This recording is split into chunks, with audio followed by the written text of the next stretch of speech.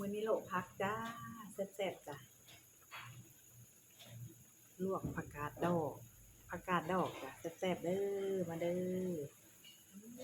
หวานนี่จ้ะลวกผักนำกันแซ่บๆ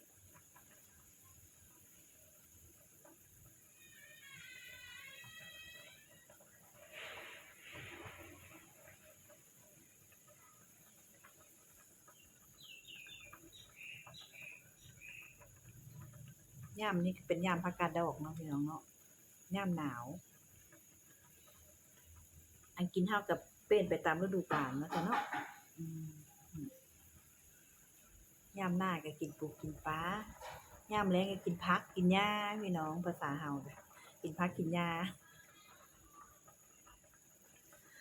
นี่จ้ะ